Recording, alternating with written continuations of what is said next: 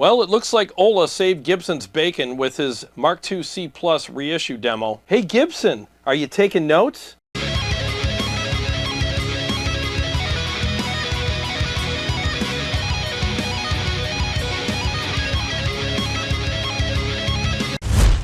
Well, hey guys, thanks for joining me for another episode of Riffs and Responses. I haven't done one of these in a while, so for those of you who are new to this series, this is where I read and respond to viewer comments, and I also talk about current topics in the gear universe. And I often do some quick run-throughs on some gear and answer people's questions with not only answers, but I'll actually do some demonstrations on the gear to answer people's questions as well, like I will be doing in this video later on. But before we go into viewer comments and stuff like that, I just want to cover a topic that everyone is talking about right now. And I want to give a shout out to Ola Englund for doing an amazing demo of the new Mesa Mark II C Plus reissue amplifier. I'll play a couple of clips and comment on them in this demo in a second here, but as you guys all know, there hasn't been a proper demo of this amplifier yet, and it's really unfortunate that the people at Gibson can't even find their ass with both hands right now, and they can't even dial in the amp properly. I've seen all of their videos, and they all suck. So in my opinion, I think Gibson should fire their entire marketing team because A, they don't know how to market the amplifier properly to the proper demographic that would be buying this amplifier, first of all. And secondly, they can't even dial the damn thing in. That's pretty sad. That's kind of like Gordon Ramsay not being able to use his own cookware. I mean, really guys, get your shit together. Anyways, I digress. So here's a couple of clips from Ola's video, and I'll post a link to his video in the description of this video. So for those of you who have been under a rock for the last few days and haven't seen the video yet, can go ahead and click on that link and go watch the video because he did an excellent job. So take it away, Ola. Here's a couple clips for you guys.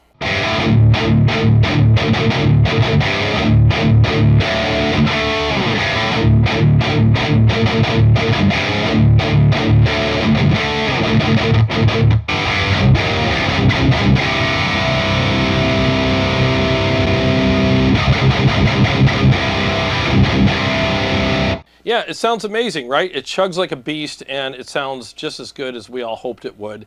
It's an amazing amplifier. Now, I wasn't worried about it sounding good. I kind of figured it would, but we all want to know that it will, and we all want to be inspired to buy it based on how it sounds. And not one video that Gibson has released yet has it sounded inspiring to buy at all. It sounds like absolute dog crap in all of their videos, and they really should be ashamed of themselves because the amp isn't known for sounding like dog crap. It's known for sounding amazing and brutal, and nobody there knows how to make it sound like that. And it's pretty easy to do. They did everything but make it sound good in all of their videos. Seriously, fire your entire marketing team, Gibson. They all suck. It's amazing that a company as big and as experienced as Gibson can still absolutely shit the bed with like dinosaur-sized shit when it comes to dialing in their amps. They did the same thing with the Mark VII. Every demo sounded like pure dog shit, and now they're doing the same thing with the Mark II C Plus reissue. And I'm actually worried that when the new dual rec reissue comes out, that they're going to absolutely destroy that as well. So my advice to Gibson would just be do what a lot of other companies do. Send the amplifier to some competent YouTubers and let us dial it in and do the demo for you. And let us do it. I mean, because we obviously know a hell of a lot more about dialing in amps than you do. I can think of probably 20 different guys on YouTube right now that could do a much better job. So instead of releasing videos that you invested a bunch of time and money into that you're going to eventually pull down anyways because they're cringe and horrible, just send the amp to a couple guys that know what they're doing and just let them do it. And let your marketing people and your demo guys play tiddlywinks in the break room because apparently that's about all they're good for. Now, some of you probably think I'm being a little harsh, and honestly, I don't think I'm being harsh enough. I mean, come on. Raise your hand if you think the Mark II C Plus demos that are done by Gibson sound good. They don't. They dialed it in every wrong way that you could possibly dial it in. It sounds wimpy. It sounds weak. It sounds really just anemic and shitty in all their videos, and it's a poor representation of what that amp is capable of. it's pretty much the equivalent to taking a new Maserati and demoing it by driving it around the cul-de-sac at 5 miles an hour and saying, boy, this thing handles like it's on rails. Anyways, there's a couple other guys that have the amplifier now, and I'm looking forward to seeing their demos as well. I would love to demo one myself. I just got to get my hands on one. So if there's anybody locally that has one, feel free to reach out to me, and I would be happy to work with you on getting this amplifier here so that I can demo it. Because if you remember, when the Mark 7 was released, I was one of the first people that actually demoed it properly. I think Ola did it first, and I think I might have been the second guy that had it on the channel and gave it a good run through. On the clean channel, and I think the Mark 2C Plus channel, the Mark 4 mode, and I think there was 2 other channels I did on it as well, and I think it sounded really good in the video, and a lot of other people agreed with that. All right, so a little bit of housekeeping here. The fine folks at Quilter reached out to me and asked me if I would like to check out their one of their power amps. This is the Tone Block 202. I guess it has a preamp section in it, and you can use this as a full-blown preamp and power amp together. And you can also use it as just a power amp for any of your digital platforms. So I'm going to be doing a demo of this really soon, and I'm really looking forward to this. I've been actually really curious about their products, so I'm glad they reached out to me and want to work with me on this. So I'm really looking forward to this, and I will be checking them out when I'm at NAMM as well, so stay tuned to the channel for that. I've always heard really good things about their products, and I'm really looking forward to checking it out. All right, so on with the comments. Let's get started with those. So this first comment is from a video I just did the other day where I was revisiting some great metal amps. And this is from AFFILLIATE 302. I'm sorry if I completely destroyed your name here, but I'm doing the best I can. He says, I'm always in awe seeing you improvise over backing tracks in some of your videos. Can you maybe make a video covering technique-related topics, warm-ups, and how you got your playing to be so clean? Keep rocking, man. Wow, man. Well, thank you. Geez, I really appreciate the compliment. You are too kind. So I've actually done a couple of lesson videos a couple years ago, and they didn't do so well because I'm not really known as a lesson guy like Robert Baker and some of these other guys are.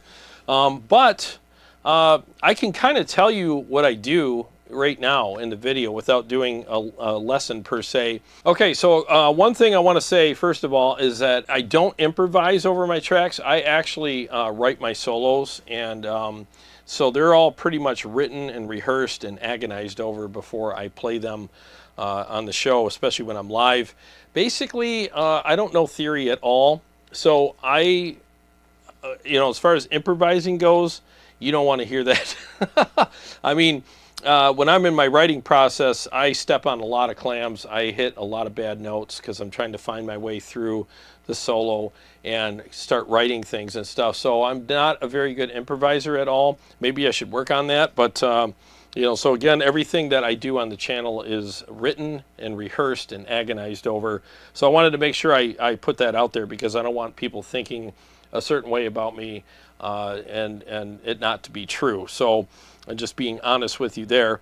Now, as far as techniques like on warm-ups and how I get my playing so clean, I mean, I definitely struggle to keep my playing on point. It's definitely a struggle of mine depending on what kind of playing we're talking about here. Like sweeping arpeggios and stuff like that, I still struggle with going down descending? This way and syncing up my fretting and picking hands. Sometimes I struggle with that. Basically, the best way to take care of that is get a metronome and slow it down and then just work your way up incrementally with a metronome and play with less gain when you're doing that so you can hear all your mistakes and hear where you need to fix things. And I do use a little bit of delay, but I turn it way down. I just have it for a little bit of room, there and give me a little bit of space. But I typically try to practice as much as I can in the morning with a cup of coffee, and I've kind of gotten away from that, but I would say that the best regimen for me is get up, get a cup of coffee, and get my Spark amp out, and I have the app on my iPad, and there's a metronome on the app, and I just kind of spend 20 minutes in the morning just doing arpeggios. and I have a little etude that I wrote that kind of helps me. It's like musical, so you can do that to keep it kind of musical, and just incrementally just keep speeding up as you go, so you can get your speed up and just make sure that the syncopation is on. And then what I'll do is I'll take my backing tracks that I play to all the time on the show, and I will rehearse those 2 times in a row each, and go through all of them so that I can stay up on what my solos are and remember them. And then anytime I struggle with something on the solo and I just can't seem to get it played properly, I'll loop that part and just run over it a bunch of times until I get it back programmed into my hands and my fingers again, and then I'll move on. And then at the end of the session, I'll start working on new stuff or just free, just jamming and just, shredding and do whatever I want. And I'll definitely, I'm working on some new stuff right now. I have 2 new songs that I'm working on for you guys that are really challenging, but they're also really fun. So that's pretty much ideally what I like to do every day. I don't always do it that way, but that's pretty much what I do. And I got to tell you, like, it really does help. I can tell that when I stay on that regimen every day, that if I'm faithful to it, by the end of a week of doing that, I can feel the progress, I can hear the progress, and I can hear how clean everything is, and it really does work. And it doesn't take long. You do a regimen like that every day, like I said, 20 minutes with a metronome every day on stuff that you struggle with. After a month, you're going to see and hear a ton of progress. At first, it doesn't seem like you'll ever get there, but after several weeks, you'll be amazed at how far you've come.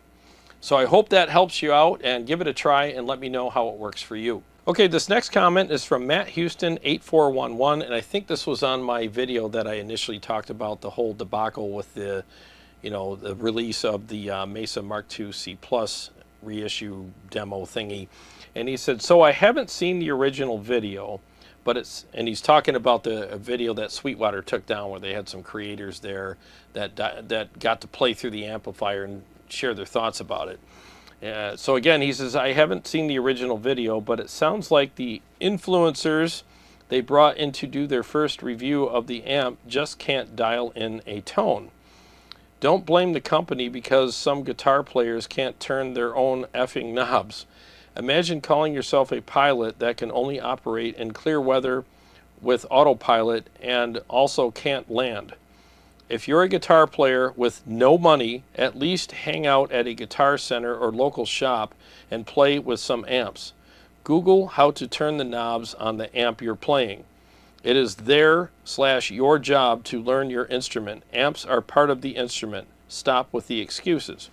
Okay, well, I appreciate you commenting. And so let me just say this, and I'm not sticking up for these guys or trying to shill for them in any way at all, but I can say in confidence that I've been told that there was, and I'm not trying to name names here, so I'm trying to keep names out of this, but there was one individual there that asked if he could dial in the amplifier because he said it sounds really wimpy and I would really like to dial in this amp to make it sound better for the video. And he did dial it in and it did sound amazing, but they left that part out of the video for some reason. So it was Gibson's choice to not put that in there, or I'm assuming it was Gibson. I don't know who else was choosing to leave it out, but I'm going to assume it was Gibson. Correct me if I'm wrong. But that was left out of the video. So they weren't allowed to dial it in initially. He just had it set up. They all plugged into it and just kind of shared their thoughts about it. And one individual wanted to change the settings and did, and it sounded much better, but again, they left that out of the video. Now, I will say this, the guys who were there definitely know how to dial in that amplifier. They just weren't allowed to do it in the video, or at least if they did do it, it wasn't allowed to be in the video after they did that. So it's just unfortunate that happened because it made all them guys look bad, and it also made the amplifier look bad. That's why the video was pulled down, because nobody won. Everybody in the video, including the amp and the company who made the amp, and Gibson too, all looked bad. And it's just unfortunate, and it was kind of like, I wouldn't say they were sabotaged, but indirectly, it kind of was a sabotaged thing that happened. And I'm sure the creators that were in that video didn't feel good about it either. They were probably like glad it was pulled down because they probably had secondhand embarrassment just being there and knowing that it sounded like crap. Again, I'm not trying to like shill for anybody or stick up for anybody. I'm just trying to clarify that they do know how to dial it in. They just weren't allowed to, and when they did, it wasn't put in the video. It was left out of the video. So I hope that clears things up. And again, I have it on good authority that that is exactly what happened. All right, this next comment is from Crumpets and Tea Party, I think. And this is on the JP a better choice video I did a while back, and I was talking about, is the JP a better choice than the new Mark II C Plus reissue? And he says, how does using an overdrive pedal compare to using the shred mode? What do you like about it better? Well, let's do a quick comparison right now. So I have the JP Mark II C Plus dialed in right now. It's on channel 2. And right now I'm boosting it with the Horizon Devices Precision Drive. And shred mode is off. And I have the gain at like 2 o'clock and it's pushed in. I have the treble at 3 o'clock. The mid's at 2 o'clock. And the bass is up just a hair. And then, of course, I have the typical V without the mids being too much scooped out. So it's a good setting on the amplifier. So let's hear what it sounds like with the boost. And then I'll turn off the boost and turn on shred mode and see how that compares.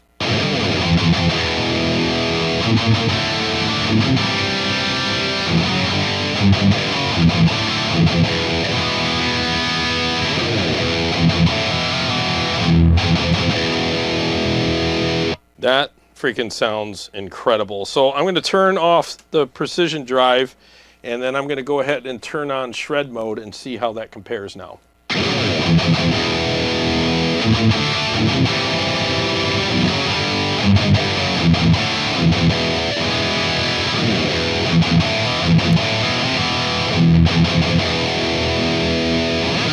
Actually, it's pretty similar. So like if you prefer shred mode and you don't want to use an overdrive, I'm pretty sure you can get away with just doing that. Now shred mode does add a little bit of noise to the amplifier, but it's nothing horrible. I mean, that boost pedal will do that as well. So there's another way you can dial in this amplifier without having to use a boost pedal. I'll turn shred mode off, and it's basically just crank the treble knob and turn the bass all the way down. And you can get a little softer version of shred mode, but it sounds pretty good. So let's hear what that sounds like.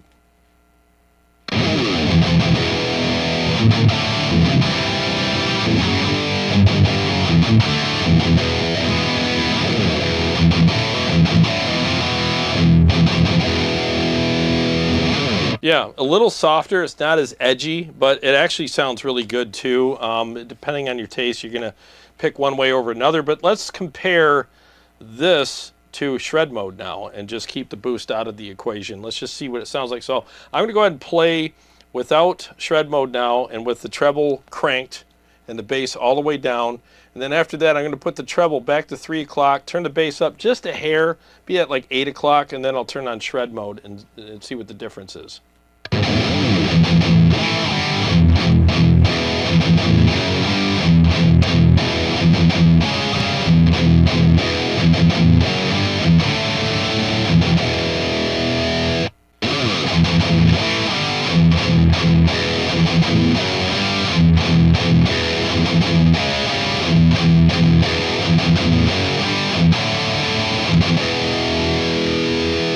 I actually prefer the shred mode. It's tighter and it's got that little bit of a bite on top.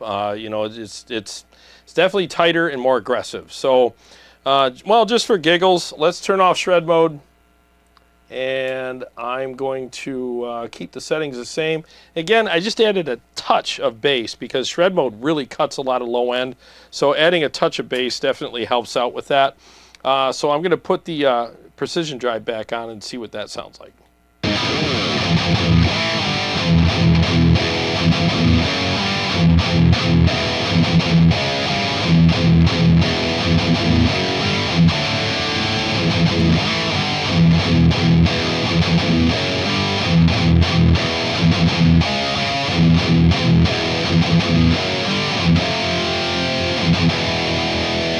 Okay, so I think I prefer the pedal over shred mode, but it's pretty close.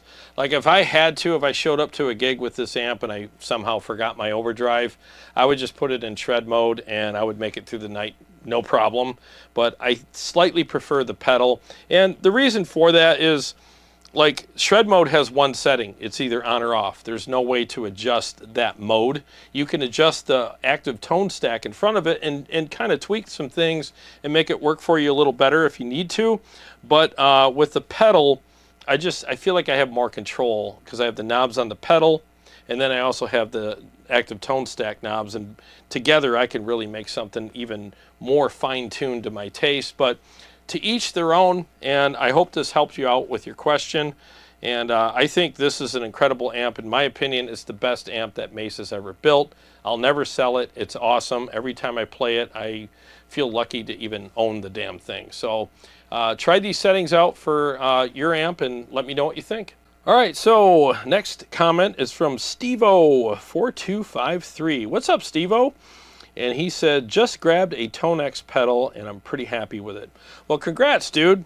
I love my Tonex pedals. I have the Tonex 1 and the regular Tonex, and I really think they knocked it out of the park with those pedals, especially when you consider the update that they just came out with, I don't know, was it like a month ago now?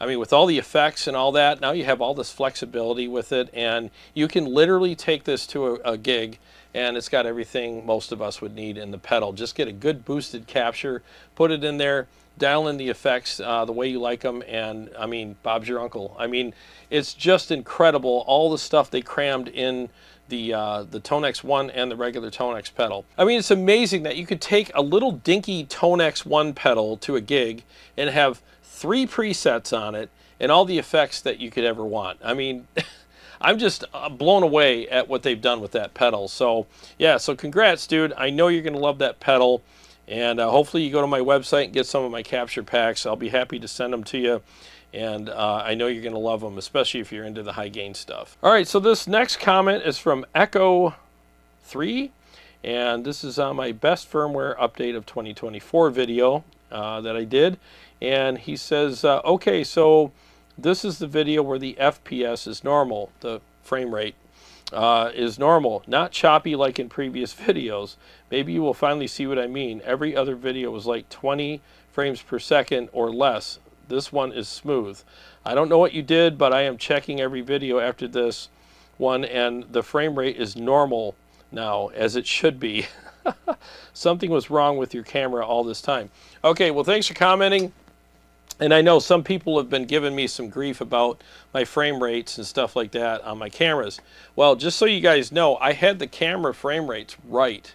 It was something with my recording software, my OBS, that wasn't syncing up with the cameras. And look, I wear 1,000 hats just to do this channel as it is. You guys have no idea how much work it is just to come down here and do what I do here. You know, and there's just certain things that are out of my wheelhouse and above my pay grade. And you got to understand too, like, if I start messing around with my software and my cameras and I screw something up and I don't know how to fix it, I can't make videos until it's fixed. So I know what I don't know, and I stay out of areas where I don't know things because I don't want to screw anything up. So because of that, it's taken me a while to find somebody that can help me out. Now, I did find somebody that can help me. I want to give a shout out to Philip Puris for helping me, and he's in Germany, and he's becoming a really good friend of mine, so I really appreciate him very much. And thank you, Phil. I really appreciate you. So he reached out to me, and he's an IT guy, and he's really good at techie stuff and cameras and software and stuff like that.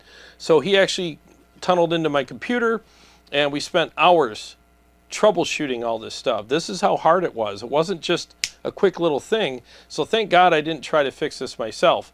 So he tunneled in, and I think our first session was a couple hours at least, trying to fix all this stuff. And we had all kinds of things that we had to try and troubleshoot, and we finally got it taken care of. So as you can see, like, everything's not blurry and weird anymore and glitchy. So it really took somebody of Phil's caliber to fix this. And I've been well aware of this issue for a long time, but like I said, I just haven't found the right person to help me out. And thank God that Phil reached out to me and helped me out. And I'll leave a link to Phil's channel below. He actually does gear reviews and stuff as well. He gets pretty nerdy with stuff. So for all of us guys that like more in-depth and nuanced type videos, he would be a great place to check out. So check his channel out and subscribe to him. I'm sure he would appreciate it. So from here on out, I'm hoping that I don't have any more camera issues. I actually had one yesterday, and me and Phil were doing the thing on the phone and tunneled into the computer for at least 2 or 3 hours trying to figure that out. So every once in a while, you know how software is, it just glitches on you and you don't know what the hell happened. And if you're somebody like myself where you have limited knowledge of all that stuff, then you're pretty much a sitting duck and you can't do videos. I was supposed to do this video yesterday, but I couldn't because of that issue.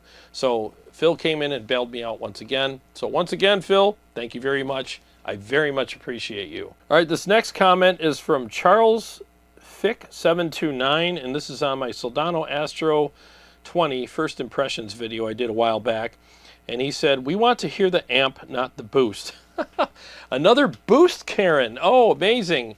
Well, I always demo amps with and without the boost. Okay, so you might have skipped around the video and maybe missed that part, but I always demo amplifiers, especially first impression videos that I do without the boost first. I dial it in, show you what it sounds like, and then for the guys like myself and others who watch the show who like using boost pedals, they want to see what it sounds like with the boost pedal as well. So I do both. So I don't know why you're saying such dumbass things on my channel in my comment section about we want to hear the amp, not the boost. Hey, stupid, I showed you what the amp sounded like without the boost. Okay? And I also showed you what it sounded like with the boost. So you had the best of both worlds here. But as usual with dumbass boost Karens, they're never satisfied. As soon as you turn on a boost pedal, all of a sudden the whole demo sucks and all they hear is the pedal. Well, I've already covered that in other videos. As soon as you boost an amplifier, you're just hearing the amplifier. You're still hearing the damn thing. It's just boosted now, so it feels a little better. And yeah, the tone is slightly different, but you're hearing the amplifier still. It's just pushed with the pedal a little bit.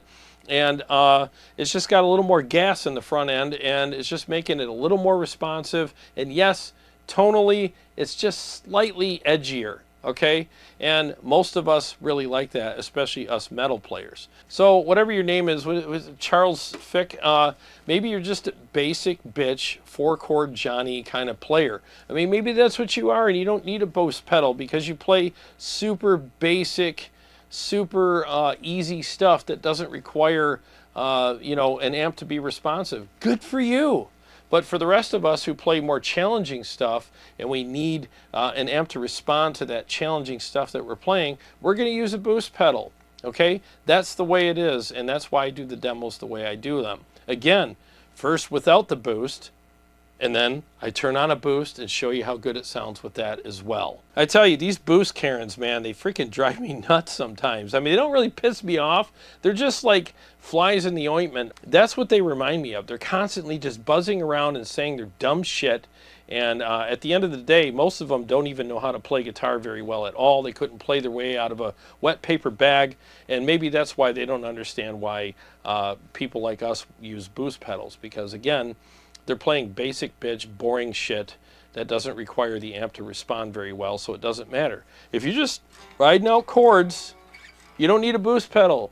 As soon as the meat of your hand touches the strings and you start chugging, palm muting, riffing, doing stuff, solos, whatever, you're going to need the amp to respond to that better without flubbing out on you, and you need it tighter. And a boost pedal is what does that for you. Hopefully this is the last time I have to explain this crap to people. I just don't, I don't understand. There should be some sort of rule posted somewhere about why boost pedals are used and why you shouldn't be a dumbass and make fun of people who use them, and quit reading stuff on the gear page or other places where you get, you know, basic bitch players that, you know, bitch about boost pedals.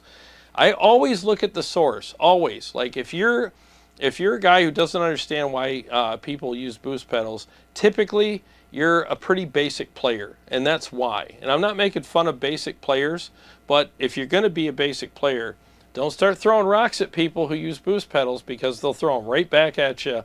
And I tell you, you're not going to like what happens when the rocks start flying your way, because they'll start calling you out on how kind of like you're just kind of not a very good guitar player. Sorry, but that's just the way it is. So the best advice I can give you, Boost Karens, is stay in your lane and we'll stay in ours. Okay, this next comment is from a video I did a while back. 5 common mistakes everyone makes with amp modelers. And this is from Albrecht754, and he says, very, very good video. Well, thank you. I appreciate that. Yeah, and it's good to revisit this video from time to time to make sure that you're not making these common mistakes with your digital platform, whether it's a modeler, a profiler, or a capture unit, or whatever, because a lot of times we fall into those ruts and then we get frustrated with these units and then we wonder why they don't sound good. And one of the biggest reasons why they don't sound good is because we just can't help ourselves. We just can't stop tweaking everything. And then we get our ears fatigued and we continue tweaking, and then the next day we get up and we find out when we plug into it, you know how it goes, like, oh, I spent all this time on my digital whatsy-whoosy last night and I got my fresh cup of coffee, I'm going to sit down, plug in, and first chord, you're like, oh my God, my ears are bleeding. It's because you tweaked so much that your ears are fatigued and you kept turning the treble up or making these horrible adjustments, and it just got worse and worse and worse. If something can't sound good within, like, and I'm not kidding you, 30 seconds, then there's something wrong. I can take any digital platform and any amp model and any capture that I've done or whatever, and within less than 20 seconds, I can make it sound like it should. And once I get it that way, I just leave it alone. I turn all my digital platforms on and I play them. The only switch I use is the on-off switch and maybe switching presets. I'm never tweaking things. I dial in my effects and I set and forget. I literally don't touch my stuff. In fact, I have a Spark 40 amp upstairs that I practice on all the time. I dialed in, I'm trying to make a 3 here. There we go. 3 presets. I got a pick in my hand. 3 presets, and I haven't touched them in, how long have I had that thing? A year and a half, 2 years, whatever. I just turned it on and off. I've dialed in those presets a long time ago, and I never tweak them. And I'm happy with the unit because I haven't tweaked it to the point where it sounds like shit. So the best advice I can give you is just spend 20 seconds to 30 seconds on a amp capture or an amp model. And that's all you need to do. And I'm not saying like I'm so smart and so awesome, that's why it only takes me 20 to 30 seconds. All of us can do it within 20 or 30 seconds. The rub is, don't go beyond that. Just stop.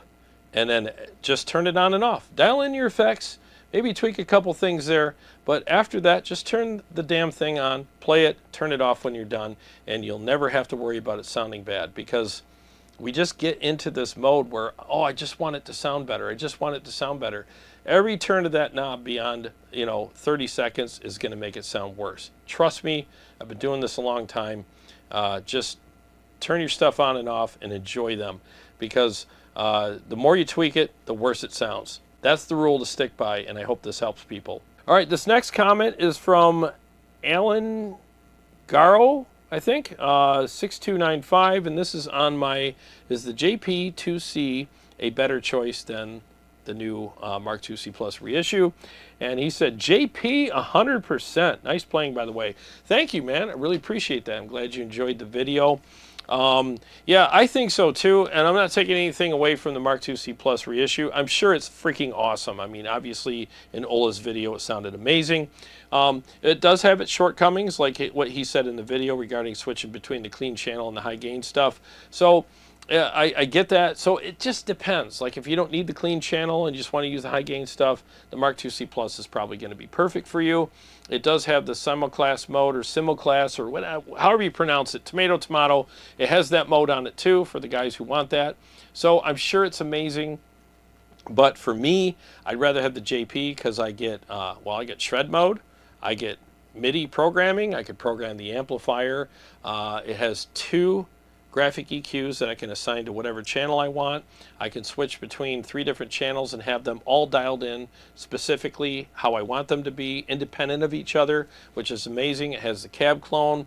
It's just, to me, it's 100 watts. I don't know. There's probably some other stuff I'm leaving out, but to me, it's just a better amplifier for me.